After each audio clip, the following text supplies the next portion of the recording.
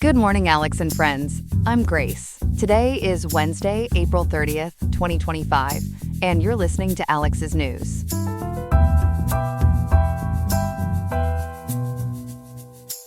Let's start with the weather for Riverside.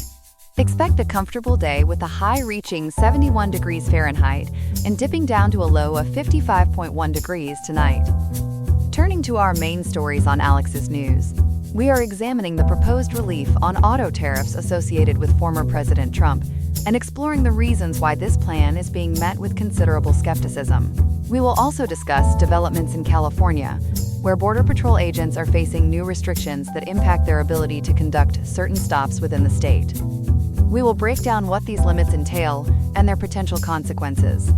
All this analysis and more is coming up next. Stay tuned.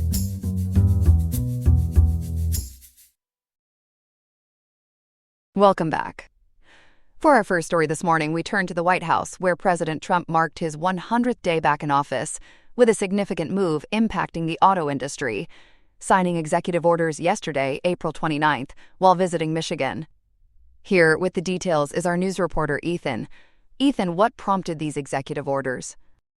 Grace, the main driver here was concern over the administration's existing tariffs, specifically the 25% tariffs on imported cars and auto parts, plus additional tariffs on materials like steel and aluminum. Automakers and analysts have been warning, as reported by the Star Tribune via the Associated Press and PBS NewsHour, that these tariffs could seriously harm U.S. factories by driving up production costs, which then get passed on to consumers, potentially reducing sales and making U.S. manufacturing less competitive globally. It was becoming quite a sticky situation for the industry. So how exactly are these new executive orders designed to provide relief? It sounds like they're trying to avoid a, quote, car-tastrophe.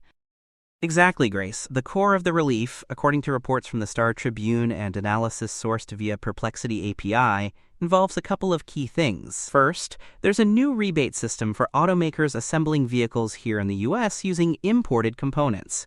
In the first year, they'll get a rebate equal to 3.75% of the vehicle's sales price. That figure comes from applying the 25% import tariff to parts estimated to make up about 15% of a car's total price. This rebate then drops to 2.5% in the second year. And you mentioned concerns about tariffs piling up? That's right. The industry was worried about what's called, quote, tariff stacking, end quote. Basically getting hit with tariffs on imported parts, and times separate tariffs on the raw materials like steel and aluminum used, mintrog those parts. A second executive order specifically prevents this.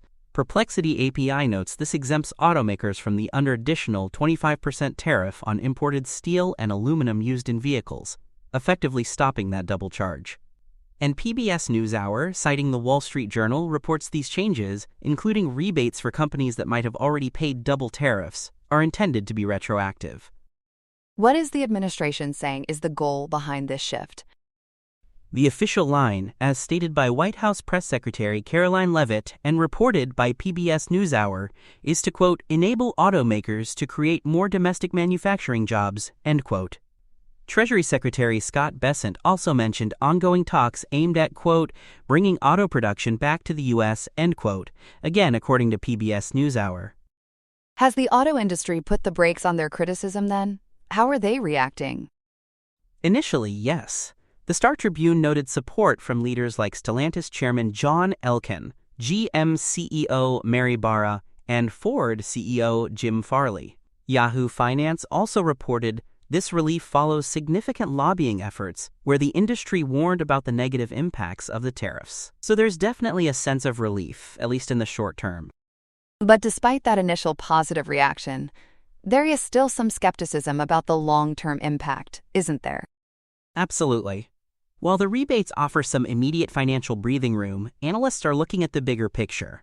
Sam Fiorani of Auto Forecast Solutions warned the Star Tribune that these changes could disrupt an industry that really relies on stability. And most economists surveyed by PBS NewsHour still believe the administration's overall tariff strategy will likely raise prices and slow economic growth. What about car prices for consumers and the sales outlook? That's a key concern. Cox automotive analyst Charlie Chesbrough, cited by Perplexity API, warned about potential short-term price volatility as inventories built up before the tariffs took full effect run out. He projects, quote, noticeably higher, end quote, prices long-term, though the rebate might soften that blow slightly for domestically assembled cars. Yahoo Finance notes consumer confidence has already fallen for 5 straight months due to tariff uncertainty, making the sales outlook for the second quarter, quote, more troubling, end quote. So, the big question remains, is this rebate really enough incentive to significantly shift manufacturing back to the U.S.? Analysis sourced via Perplexity API suggests probably not, Grace. That 3.75% rebate, which translates to maybe just over 0.5% of the vehicle's price in relief, is seen as marginal compared to the billions needed to build new plants, especially for complex components like batteries or semiconductors. There are huge structural barriers, established global supply chains, higher U.S. labor costs, regulations. Experts think automakers will likely use this rebate for short-term adjustments, maybe speed up some existing plans to source some parts closer to home, but it's unlikely to trigger massive reshoring without much larger, permanent incentives. Think something more like the CHIPS Act subsidies for semiconductors. It sounds like a complex road ahead. Thanks so much for breaking that down for us, Ethan. Anytime, Grace. For our second story this morning, we turn to California, where a federal judge has put some significant new boundaries on Border Patrol operations, really bordering on a major shift in enforcement practices. Joining us now is our reporter, Chloe, who has been digging into this ruling. Chloe, this sounds like a big deal, particularly concerning stops far from the actual border. That's right, Grace. This centers on a preliminary injunction issued by U.S. District Court Judge Jennifer L. Thurston. It specifically affects the U.S. Border Patrol's activities within California's Eastern District, which is a huge area stretching from Redding down to Bakersfield. According to reporting from the nonprofit newsroom's How Matters, via Times Open Vallejo, the ruling came after a lawsuit filed by the ACLU on behalf of the United Farm Workers. And what prompted that lawsuit? The lawsuit stemmed from a 3-day Border Patrol sweep back in January of this year in Kern County. Now, Kern County is over 150 miles from the nearest U.S. border. Cal Matters reported that during this sweep, agents detained numerous people, including farm workers and day laborers, allegedly based mainly on their appearance, often just because they had brown skin, without specific evidence they'd violated immigration law. Some were reportedly picked up right out of a Home Depot parking lot. So the judge stepped in. What exactly does her ruling say agents can and cannot do now in that district? Judge Thurston was quite direct. According to Cal Matters, she stated, quote, "You just can't walk up to people with brown skin and say, give me your papers, end quote. She found the Kern County actions likely violated the Fourth Amendment, which protects against unreasonable searches and seizures. The injunction essentially says 3 key things. First, agents can't stop someone unless they have reasonable suspicion, basically, specific facts suggesting that person is violating immigration law, not just a hunch based on how they look. Okay, so reasonable suspicion is needed for a stop. What else? Second, warrantless arrests are restricted. Agents need not only probable cause, a higher standard than reasonable suspicion, meaning strong evidence a violation occurred, but also a reason to believe the person is likely to escape before a warrant can be obtained. And third, as detailed by Cal Matters and Perplexity API summaries, agents can't process someone for voluntary departure, where a person agrees to return to their home country without formal deportation proceedings, unless that person is fully informed of their rights and explicitly agrees. The lawsuit mentioned specific incidents during that Kern County sweep. What kind of conduct was alleged? The ACLU lawsuit included sworn statements alleging some pretty serious misconduct by agents during that January sweep. Cal Matters notes allegations included slashing vehicle tires, using excessive force, and making derogatory comments towards those detained. Furthermore, the ACLU pointed out that even after the government said it was retraining agents following Kern County, Border Patrol conducted a similar operation targeting day laborers in Pomona, leading to more arrests. How did Border Patrol defend its actions in court? Attorneys for the agency argued, according to *CalMatters, that the Kern County sweep wasn't standard policy and insisted agents were undergoing retraining on Fourth Amendment rights.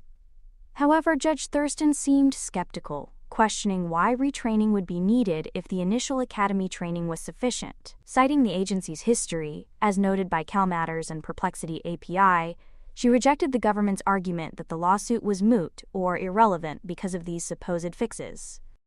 People might wonder how Border Patrol operates so far inland anyway. What's the legal basis?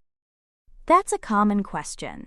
Perplexity API notes that the agency cites authority from the Immigration and Nationality Act, which grants powers even away from the border. There's often talk of a 100-mile zone where powers are broader, but even beyond that, like in Kern County, agents can operate. However, their actions are more strictly bound by the Constitution, especially the Fourth Amendment's requirement for reasonable suspicion for stops. This ruling really underscores that constitutional limit on interior enforcement. And did the agency take any steps itself before the judge ruled? Yes, court filings cited by Perplexity API show that on April 4th this year, Border Patrol issued updated internal guidance requiring that probable cause and flight risk standard for warrantless arrests. They also committed to retraining agents in California El Centro sector. The Department of Homeland Security argued these steps addressed the ACLU's concerns. But again, Judge Thurston disagreed and issued the injunction anyway. So what's the status now? Is Border Patrol appealing? And how is compliance being monitored? As of today, April 30th, Perplexity API reports neither Border Patrol nor DHS has announced plans to appeal the preliminary injunction, so it's currently in effect. To ensure compliance, Judge Thurston ordered Border Patrol to document every stop in the Eastern District and report back to the court within 60 days, that puts the deadline around June 29th. They also need to provide proof of relevant agent training within 90 days, roughly July 29th, and update the court on training every 30 days after that, according to *CalMatters. It seems the court intends to keep a close watch. Definitely warrants some close attention going forward. Chloe, thanks for breaking down this complex ruling for us. You're welcome, Grace. Okay, here are some other headlines. UPS has announced plans to cut 20,000 jobs, representing about 4% of its global workforce. The company will also close 73 facilities by June 2025. These moves are tied to a plan to significantly reduce the volume of Amazon shipments it handles by more than half by mid-2026. While expecting cost savings of around $3.5 billion this year, the restructuring will incur expenses between $400 and $600 million. CEO Carol Toma Copyright stated the changes aim to make UPS stronger and more nimble amid changing market conditions. The U.S. Supreme Court heard arguments yesterday in a significant church-state case involving an Oklahoma Catholic virtual school seeking public funding.